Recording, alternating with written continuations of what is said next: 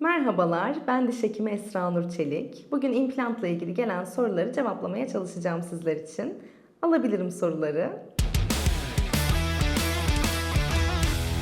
İmplant, diş kökünü taklit eden bir yapıdır. Yani bu ne demek? Diş çekimi yaptık ve orada bir boşluk kaldı.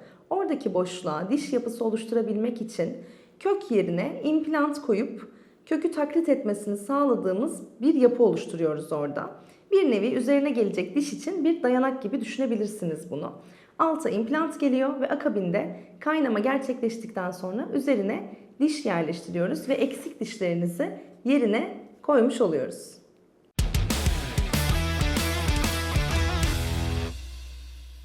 İmplant tedavisi aslında kemik gelişimini tamamlamış. Yani 18-21 yaş aralığında bu kişiye göre değişkenlik gösterir.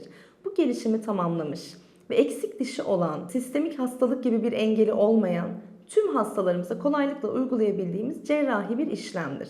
Sadece çok yaşlı hastalarımıza yani 65 veya 70 yaş üstü hastalarımıza kemikte çok fazla kırılganlık olabileceği için biraz daha hassas davranmaya çalışıyoruz. Biraz daha seçici oluyoruz. Onun dışında tüm hastalarımıza kolaylıkla uygulayabildiğimiz bir işlem.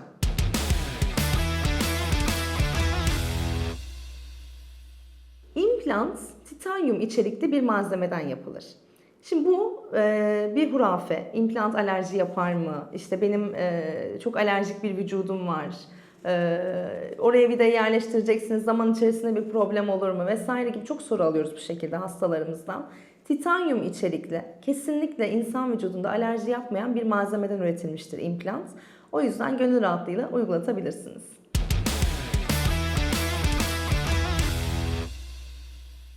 İmplantların farklı farklı çapları ve boyları var. Biz oradaki eksik dişin olduğu kemiğe göre, oradaki kemiğin boyuna ve çapına göre aslında bir implant tercihi yapıyoruz. Ve o implantı oraya yerleştirmek için bir yuva açıyoruz. İmplant operasyonunun yapım şekli aslında budur. Oraya gelecek doğru implantı yerleştirmek için bir yuva oluşturmak.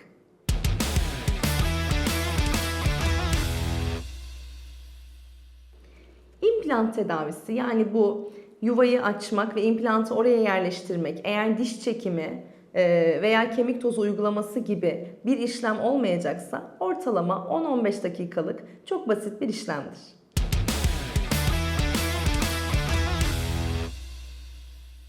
İmplant tedavilerinin hepsi lokal anestezi altında gerçekleştiği için aslında diğer tüm tedavilerimiz gibi tamamen ağrısız şekilde yapılmaktadır.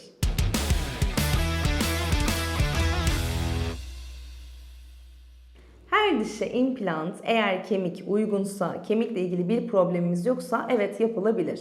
Ama her dişe yapmak gerekir mi? Hayır, gerekmez. Yani biz bütün çektiğimiz dişlerin altına implant yerleştirmiyoruz çünkü buna gerek yok.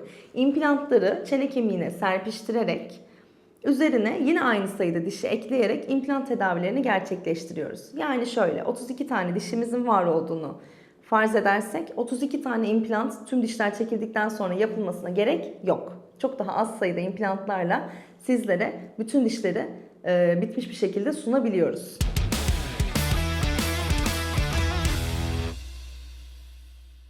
İmplant seçenekleri şöyle. Birçok marka seçeneğimiz var. Aslında birçok hastamızın artık bilgi sahibi olduğu bir konu bu. Ama bizim seçenekleri sunarken hastalarımıza markadan ziyade aslında anlatmak istediğimiz şey implant malzemelerinin yüzey yapılarındaki farklılıklar bizim kemiğe göre hangisini seçeceğimiz konusunda bizi yönlendiriyor.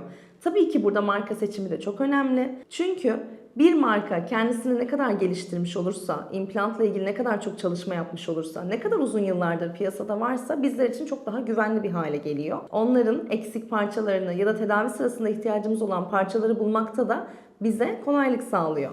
Ama bu demek değildir ki hastalarımız aslında bir çanta seçer gibi ben şu marka istiyorum, bu marka istiyorum hocam şeklinde gelmemeli. Bunun seçimini kesinlikle hekime bırakmalı.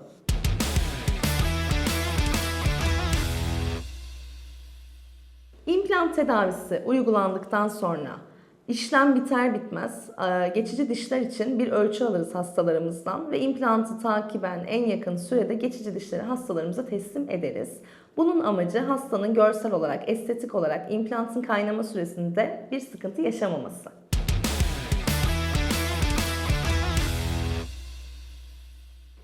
İmplantların alt çenede kemik çok daha kompakt, yani yoğun olduğu için kaynama süresi 2,5 ayken üst çenede daha spongiyoz deriz biz buna, daha süngerimsi yapıda bir kemik olduğu için üst çene için bekleme süresi 3 aydır.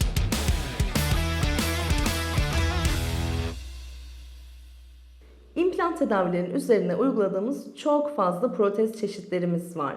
Ama bunlardan en fazla kullandıklarımız zirkonyum dişler veya metal porselen dişler.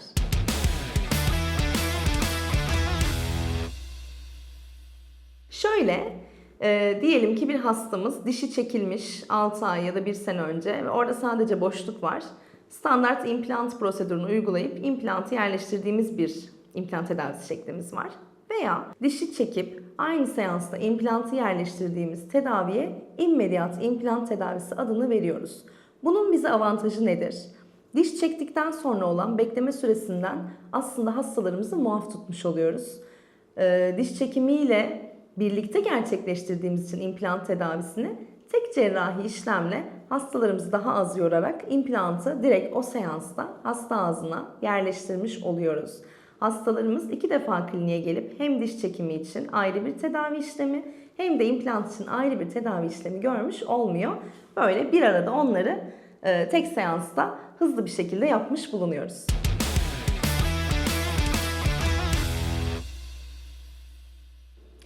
İmplant için kemiğin yeterli olup olmadığını muayene esnasında çektiğimiz röntgenlerle ve rutin muayenelerle aslında anlayabiliyoruz ki buradaki en önemli şey tabii ki röntgen. Röntgende yapılan ölçüm, panoramik röntgenler ve tomografilerle oradaki kemiğin mesafesini, kemiğin kalitesini ölçmüş oluyoruz ve ona göre implant prosedürü gerçekleştiriyoruz. Kemiğin yetersiz olduğu durumlarda implant hiç mi yapılamıyor? Hayır, asla böyle bir şey yok. İmplant tedavisi yaparken eğer yetersiz bir kemik varsa hayvan kaynaklı veya insan kaynaklı kemiklerle oraya kemik tozu ekleme yaparak hastalarımızın eksik kemiğine de takviyede bulunmuş oluyoruz. Bu yüzden kemiğin olmadığı yerde ya da kemiğin eksik olduğu yerde kesinlikle implant yapılamaz algısı tamamen yanlış bir bilgi.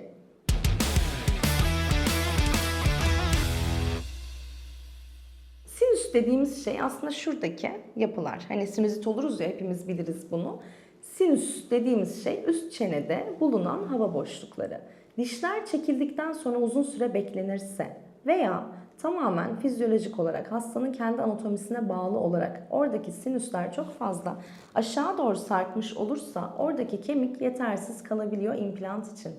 Bizler kapalı sinüs lift veya açık sinüs lift dediğimiz işlemlerle oralara kemik tozu ekleyerek sinüs tabanını yukarıya doğru taşır ve implantı yerleştirmek için o mesafeyi bu şekilde büyütmüş oluruz. Kemik tozu ekleyip sinüs yükseltme dediğimiz işlemin özü aslında budur.